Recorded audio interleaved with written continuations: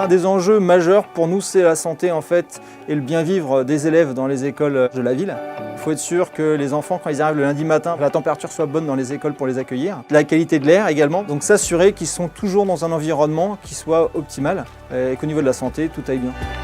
C'est une façon pour la commune de moderniser le service à la population, avec des capteurs connectés qui permettent de nous sécuriser en termes de qualité de l'air, d'hygrométrie, de température, de réaliser des économies d'énergie. Tous les capteurs donc, sont agrégés sur la plateforme de cloud Azure, qui nous permet donc de stocker de manière infinie en fait, ces données. Actuellement sur mon ordinateur, je peux contrôler tous les niveaux des composés organiques volatiles, du CO2, de la température, de l'hydrométrie. Donc en un clic, j'ai accès à toutes mes données et surtout aux alertes en fonction des seuils que j'ai prédéfinis. Et c'est vrai que détecter par exemple une fuite d'eau dans une école ou voir tout simplement qu'une chaudière par exemple est en panne, c'est aussi important pour nous. Ce sera à l'avenir, grâce à l'utilisation de l'intelligence artificielle, la possibilité d'alerter les équipes enseignantes. Il fait trop chaud actuellement, bien sûr le chauffage doit baisser, on doit réagir, ou alors on a besoin de renouveler l'air, là où les petits vont dormir, pour qu'on puisse avoir la bonne température dans une classe.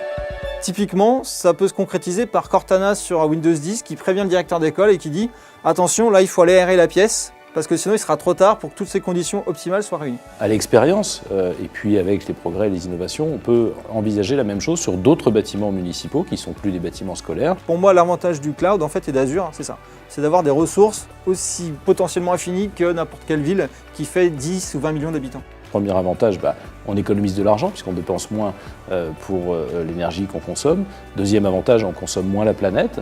Et troisième avantage, il y a une vertu pédagogique vis-à-vis du personnel communal, des utilisateurs, des enfants. Nos écoles elles-mêmes ont été sensibilisées au fait que les économies qu'elles feraient seraient reversées dans la caisse des écoles pour faire des activités en direction des enfants. Bien se comporter, ça rapporte, ça permet de faire des choses qu'on n'aurait pas fait sans ça.